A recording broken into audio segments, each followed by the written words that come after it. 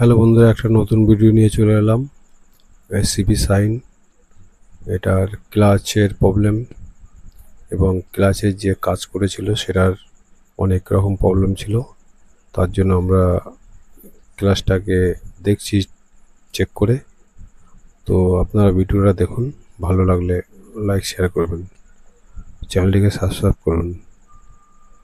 এবার দেখুন, এই যে ক্লাচের যে চেক নাটটা আছে ওটা কিন্তু ঢিল হয়ে খুলে গেছে।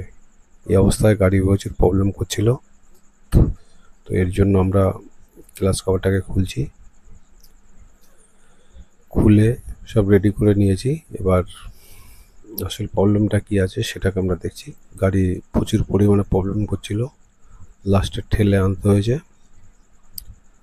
তো আনার পরে এই ক্লাচটা নতুন বেশি দিন হয়নি, এটাকে চেঞ্জ করেছে।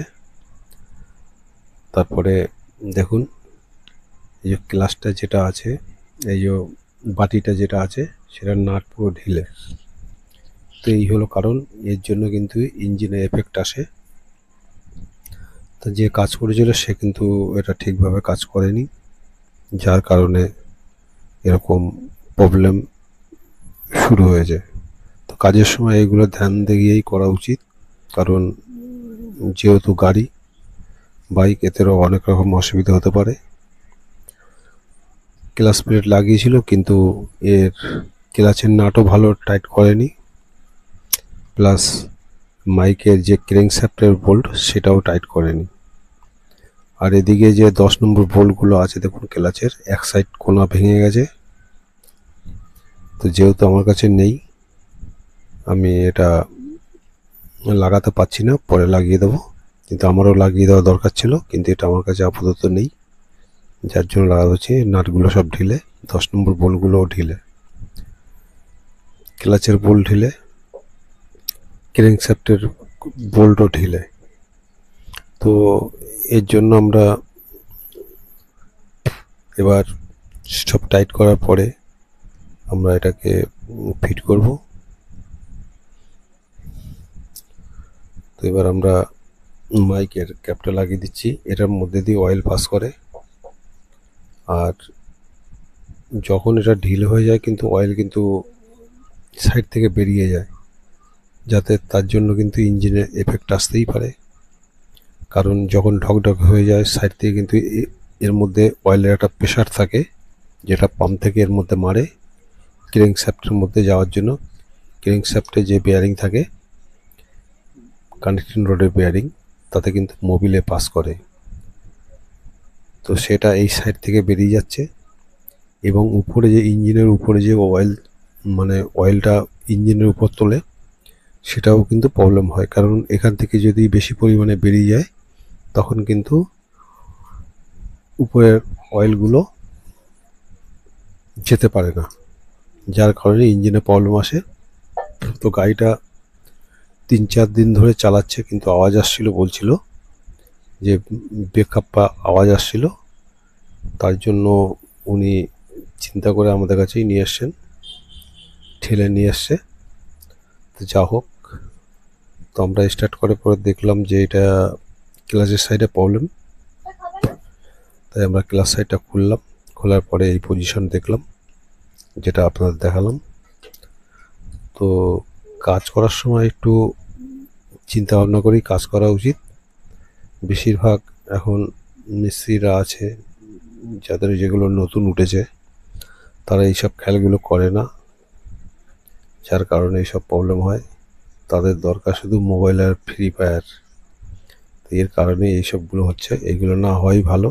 কারণ একটা গাড়ি মানুষের জীবন বাঁচায়, সেটার দিকে অবশ্যই নজর দেওয়া দরকার। তো যা হোক, আমরা এবার গ্লাস কভারটা ফিট করছি। তো আপনারা দেখুন,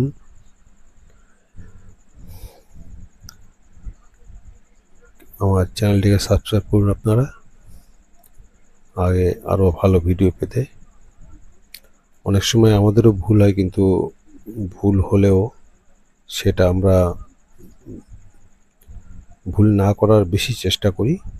কারণ একটা গাড়িতে একটা মানুষ যখন চড়ে তার অবশ্যই সেটার দিকে নজর দেওয়া দরকার ভালো করে। যেটা বলতে চাচ্ছি আপনারা বুঝতেই পারছেন।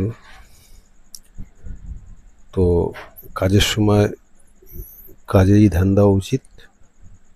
আপনারা কাজে ধ্যান দিয়ে ভালো করে কাজ করুন যাতে এরকম অসুবিধে না আসে।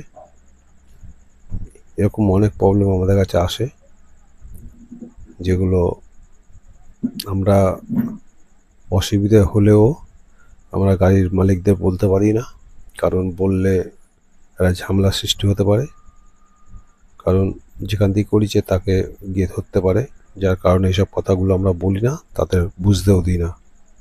তো এর জন্যই বলছি কাজ যখন করবেন একটু ধ্যান দিয়ে করা উচিত। আর ভিডিওটা পুরো দেখুন, আশা করি ভালো লাগবে। Thank you.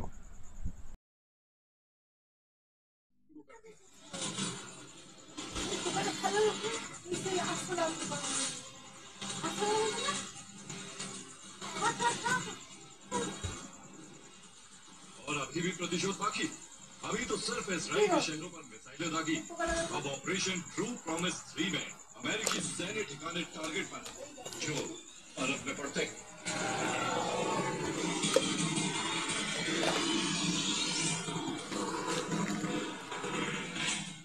ईरान के 3 एटमी ठिकानों पर अमेरिका की स्ट्राइक बता रही है कि ईरान लगातार इजराइल पर भारी पड़ रहा है, इसीलिए अमेरिका को युद्ध में उतरना पड़ा।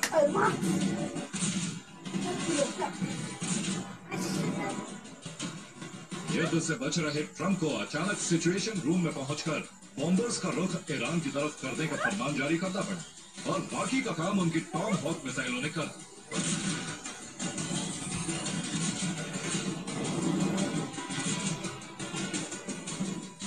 लेकिन ट्रंप ने जैसा सोचा था वैसा नहीं हुआ। अमेरिकी हमलों से एटमी ठिकानों को ज्यादा नुकसान नहीं हुआ, ऐसा ईरान ने दावा किया, जबकि अमेरिकी हमलों से खामनेई और ज्यादा फौजदार हो उठे। अंडरग्राउंड बंकर से खामनेई ने सबसे बड़े हमले का फरमान जारी कर दिया, और मिसाइलें गरजने लगी। फिर इजराइल जलने लगा।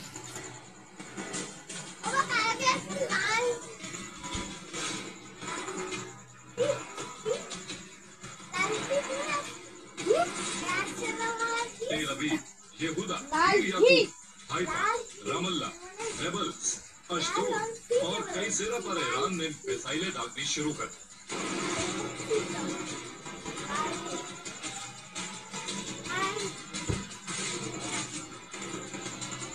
ईरान ने 40 से ज्यादा मिसाइलें दागी, जबकि कई रिपोर्ट्स में दावा किया गया है ईरान के पास 20,000 से ज्यादा मिसाइलों की खेप।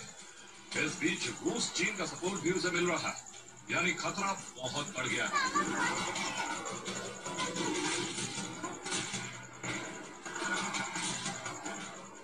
खासतौर से इजराइल के लिए, और खामनेई कह भी चुके हैं इजराइल के खात्मे का वक्त आ चुका है।